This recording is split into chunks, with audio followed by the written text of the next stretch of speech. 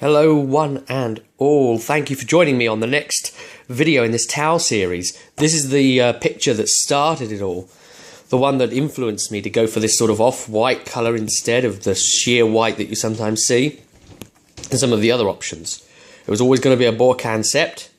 It was always going to have a different secondary instead of black. I did try black out on some test models.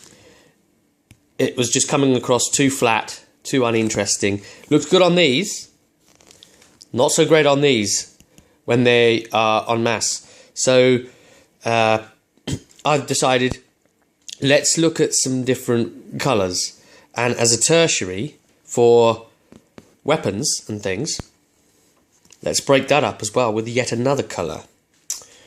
So hopefully this works. I'm going to show you the colours that I have chosen after careful deliberation. The Karak stone definitely wasn't the way to go, as I mentioned in the other video. It was coming off too brown, essentially. And it's that first base coat that's all important, because that is the colour that's the true colour of the model, the way I was doing it. Right, so here is everything.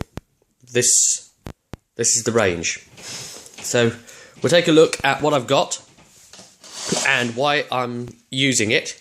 So I've just put a Chaos Black here because it basically says, oh well, I prime it. So that's, you know, usually sprayed black. Okay, cool. And the feet on them, let's talk about that. And the basing. Because towel feet have are very, very close to the base, and they have these really intricate little hoof bits and then a bit of skin and then the bit of cloth that carries on up from the foot onto the leg. It's really, really hard to distinguish that on the model, by the way. You know, this is quite advanced models. Difficult to figure out. Because of this, I didn't want basing that's too high, too built up, because, you know, it's going to bury that detail too much. So what I'm doing about that is I'm going to use a texture paint, the Astro Granite. You know, whack that on in differing amounts, and then come in with a combination of Agrax, Earthshade, and Nuln Oil, washing it sort of irregularly, shading, that sort of thing, and then to dry brush up from Esching Grey, Dawnstone, and Administratum Grey as a sort of final up through the way, and then that's the basing done. Right, so that's that out of the way. The skin, I'm looking at, I've tried, even though it's a layer paint, sticking on some of this Alloy-Toc blue, which is nice. But what I instead ended on was going in with some Stegodon Scale Green, which is basically actually a blue. And also you can't trust the paint guide things when you see it on paper, because it's very often not true to the colour. One thing that looks like it's the colour you want, once you get the actual pot in your hand, it's not going to be happening that way. So yeah, we've got some Stegodon blue, and then highlighting up for the skin with Fenrisian Grey. I mean, that's just the way I've decided to go for it. The 1, 2, bang. And you know, maybe a bit of blue wash, actually, which I haven't put out here on the table. Maybe, maybe not. But there's not really a lot of skin to speak of anyway, is there? So there's no really wrong and right for the skin, because it differs depending on how far away from the sun they are. You know, how dark the skin is. This sort of aqua colour, this Temple Guard blue, what I'm doing with this is basically touching in the eye lenses. So, you know, pop some of that in, and then just a little dab of like white scar or something, just as a little extra reflective thing. So that's what I'm doing with the skin. Now, this is the all-important parts we're coming to. And obviously Steel Legion drab, just for the outside of the base, because that's how I like to do that. Okay, Main colours. This is what I decided on in the end. This is the biggie. After lots of deliberation, Rakarth Flesh. So if we take this, and obviously the lighting isn't superb, but to me that's a heck of a lot closer than Karak Stone would have been. This is a lot lighter than the brownness of Karak Stone, so that captured it for me. Rakarth Flesh, and I had to go through a lot of painting to find a colour that really actually worked for me, and trying to get that colour in different ways. But yeah, just this. So that on, and when it's on, obviously start lining in and things, and painting back down to Rakarth Flesh to, you know, flatten all the plates out again. And then edge highlight up with Pallid Witch Flesh. So you can see here we're going for the Dark Eldar skin style for their armour. Right? So you can see the move up there between those two colours. And then final highlighting, of course, of White Scar. So that's the journey. Now, we mentioned lining in. This is my solution in the end. Because we've got a sort of browny, but very, very light browny kind of colour for the main plating, I had to be careful and try and get something dark and subtle for the lining, but nothing that would look too cartoony, you know, too thick. So I found this. Dryad Bark. It looks quite dark on camera, but it isn't. It's a very, in fact, if I show you in the light, you can see it's actually very unobtrusive brown, isn't it? Look at that. You see, if you look at the bottom of the pot, that's where you'll really be seeing the colour. That's where it is. Okay, so that's Dryad Bark. And I liked that for a wash. So I decided, you know what? What we're going to do here is we're going to turn this into a wash. So mix some of this down with Lahmian Medium. You need a medium, and this needs to be obviously the wettest portion of the mix. You'll know the consistency is just right because it will look good and the pigment will be good in your palette when you scoop it up with the brush, but it won't stay up. It will run back down, but it will look strong enough in colour. And just go for it and start lining it in with the thinnest brush you've got. But even with the, the extra fine detail type lining work, dab and line, dab, line, you're going to spill over onto the plates. And of course, that's where the Rakarth Flesh comes back in to try and clean that back up. Trying to line in on towel is hell. It is a nightmare. Some of those plates are really poorly defined. So this is just an awkward, nasty job. So I'm not getting to do as good a job as I'd like, and I'm just having to accept that at the moment. Maybe I'll get better in time as we go on. Now the cloth, this is the secondary colour. Okay, this is very, very important. Instead of black, as we saw in the photo, I'm going with a very dark green to support their scepter colour. And in the end I went with Incubi, Darkness. And we can see what kind of green that is if you look at the bottom of the pot. There. Yeah. So that on straight away. And then a good old... actually, normally you'd wash with this, right? A green wash. In this case, the Coelho green shade. But no, I waited. I delayed. So what I did was, I put this on and then highlighted up carefully. And there's highlighting on that cloth is actually a very easy process as long as this is watered down enough. And what we have here is a Cabalite green, which, again, it's very dark elder, isn't it?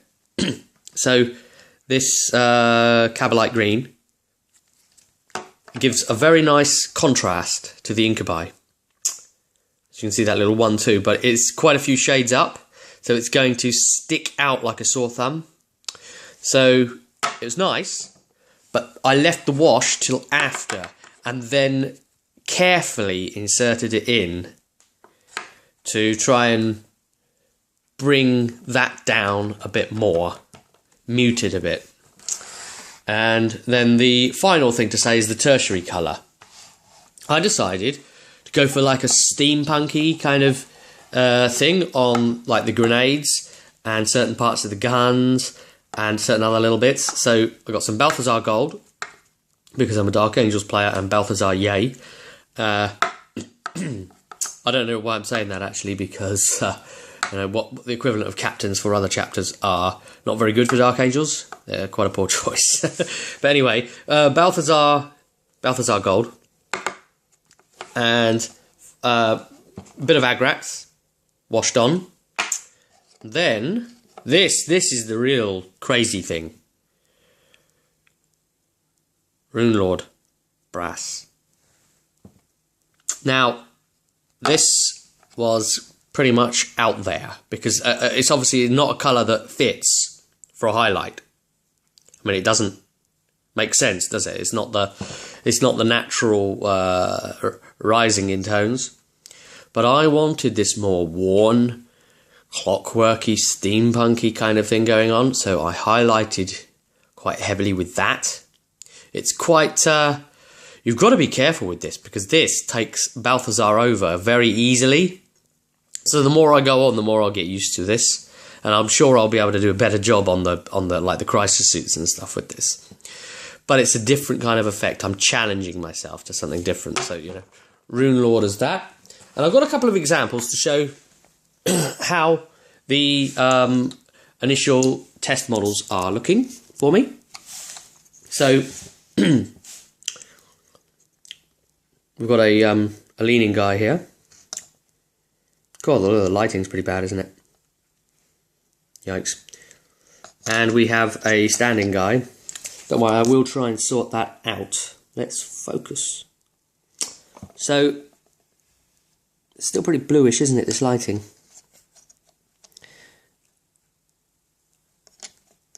Let's take you fellas somewhere else. About here. I'll do it, won't it?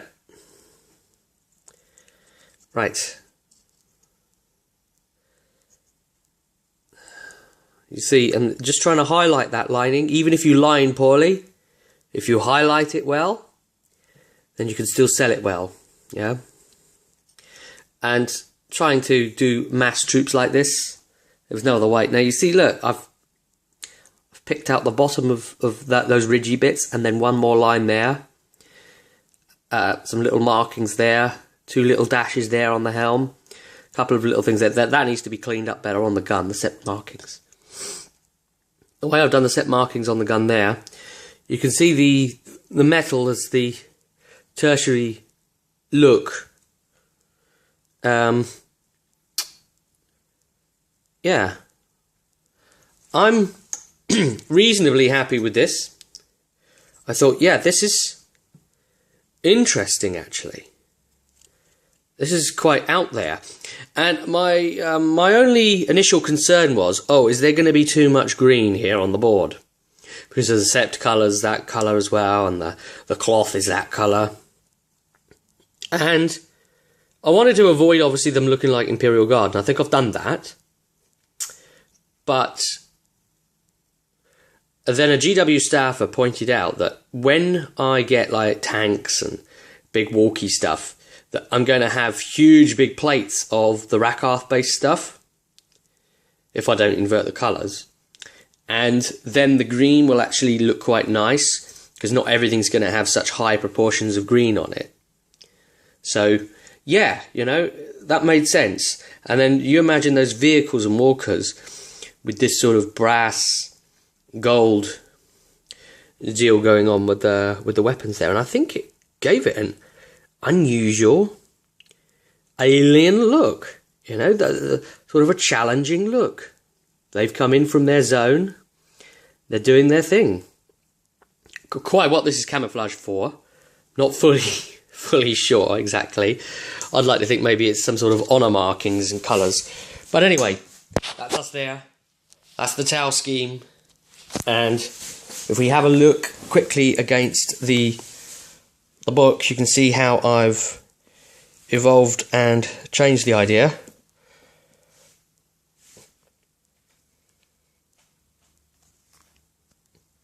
It's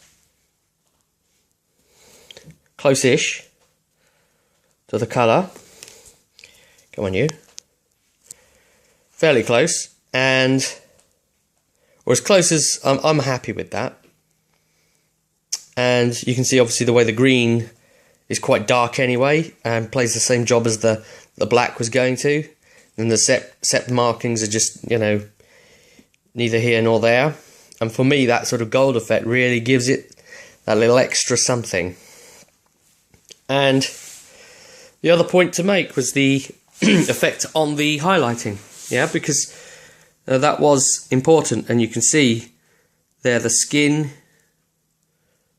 of the hooves, and where, you know, it didn't want to intrude because the hooves are grey in colour as well. So I had to try and make sure that I nailed that, and it's just very careful. I mean, you can use back shading on these guys, on parts of the helmet, and you can go down that route with them. But it's a real pain. It's an advanced army, absolutely, to paint well. And hopefully I will improve. So that's where I'm at with the towel. Keep your eyes peeled for more projects coming soon. I'll see you at the table.